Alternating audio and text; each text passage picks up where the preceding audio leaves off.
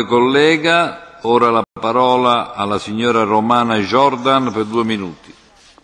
Spoštovani gospod komisar, danes se opredeljujemo do razvoja energetike do leta 2020, vendar je to mnogo prekratko obdobje. Postopki za umeščanje energetskih objektov v prostor trajajo več let. Tudi gradnja omrežij ter elektrarn terja svoj čas. Življenjska doba takih objektov je več desetletij. Zato investitorji potrebujejo dokaj stabilne politične smernice za mnogo daljše obdobje. Če želimo uresničiti cilje na področju podnebnih sprememb in cilje trajnostne energetike, moramo oblikovati politični okvir mnogo bolj v prihodnost.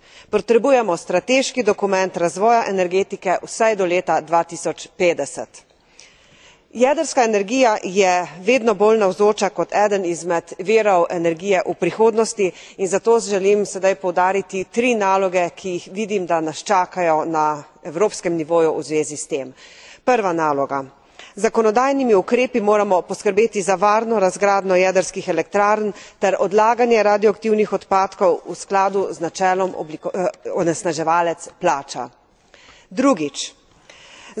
Z učinkovitimi in transparentnimi postopki moramo zagotoviti gradnjo novih elektrarn v skladu z najvišjimi možnimi varnostnimi standardi.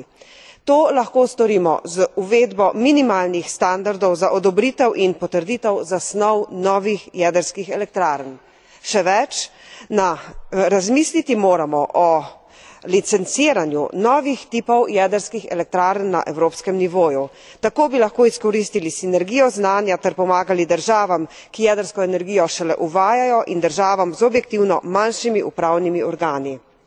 In tretjič, v procese odločanja na jedrskem področju moramo vnesti več demokratičnosti. Jedrska energija je le eden od mnogih možnih virov energije, zato morajo biti postopki odločanja takšni, kot so za premog, obnovljive vire, plin in nafto.